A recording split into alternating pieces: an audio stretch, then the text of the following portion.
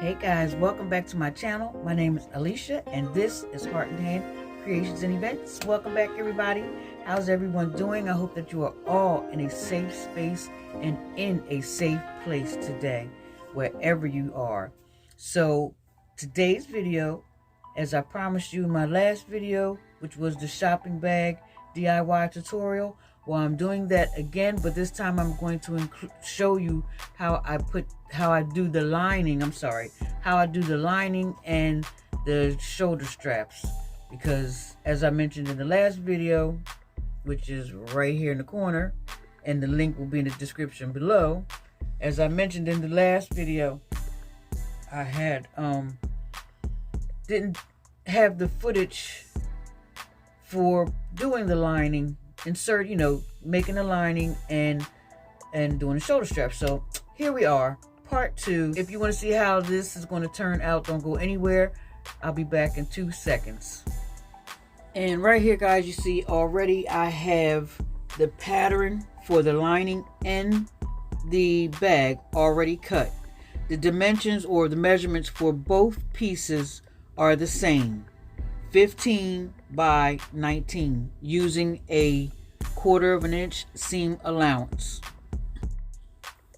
And right here is where I begin to sew my pieces together. I'm sewing both panels together for the fabric, and here I am doing the same for my lining. Again, I'm using a 1/4 inch seam allowance. And this next part here, you will have to go to my video, the first video, part 1, to see how the corners were created for the bottom of the bag.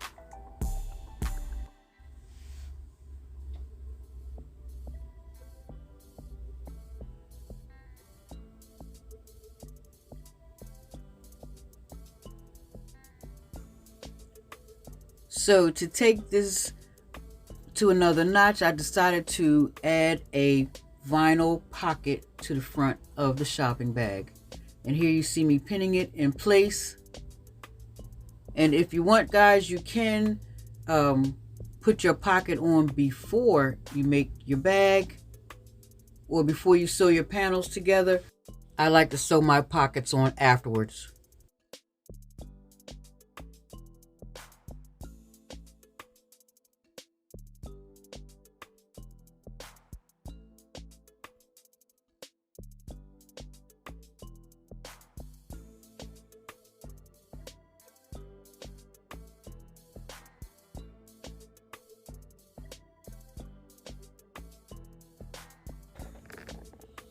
And here is the result.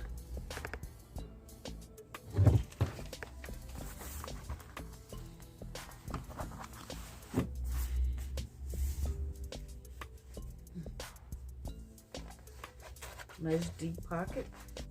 So now we can insert our lining. But what I'm going to do first is turn my bag inside out.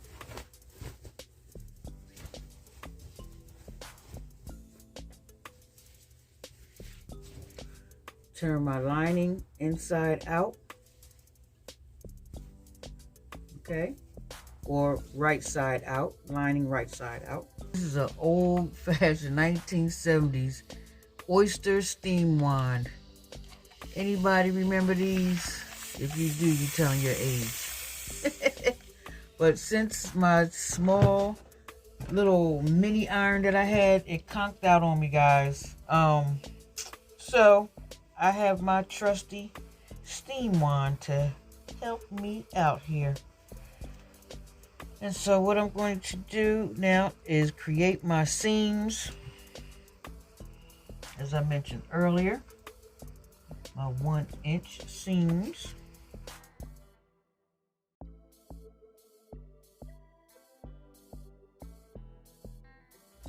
So I just go ahead and turn down the top of my bag 2 times to create 1-inch seam, a double 1-inch seam. Then I go ahead and press it in place. Then I pin it and I go over to the sewing machine, as you'll see in a moment, and I create a double stitch on the seam.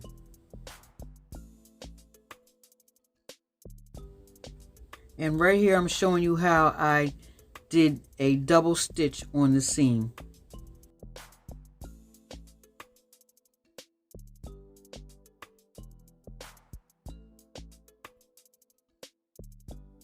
Once we have the lining in place, turn my bag inside, right side out, and I am satisfied with how everything turned out.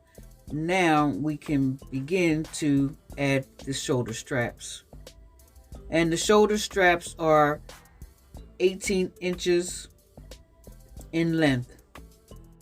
After cutting the straps in two, I burn the ends to stop the fraying, which will give them a neater finish.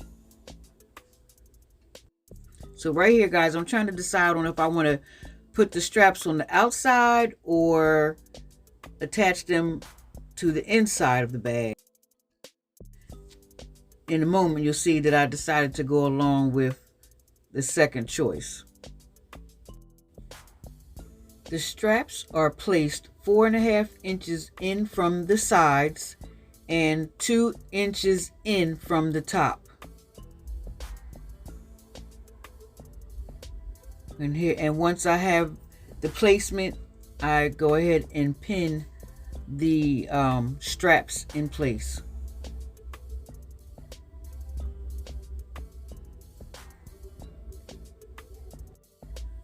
Once my straps were in place, I took my bag over to the sewing machine, and what I'm doing here is creating what I call a zigzag stitch.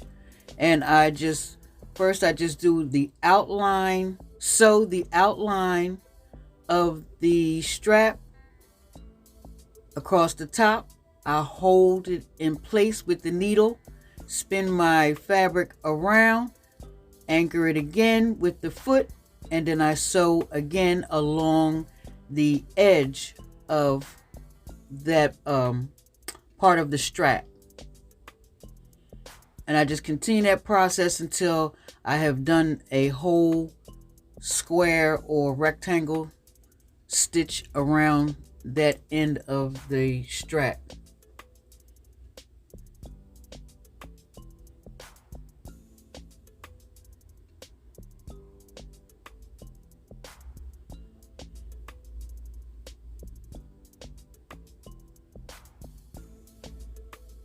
And once I have created that rectangle shape, then I anchor my needle into the fabric again.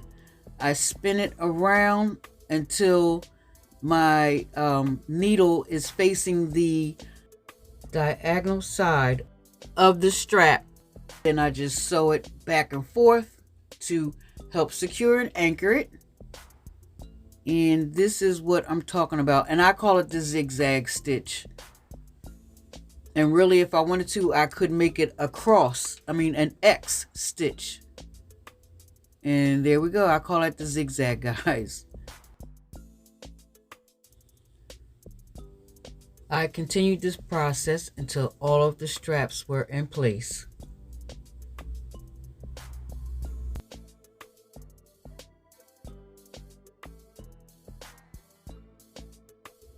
And once I'm done, guys, I move on to the next step.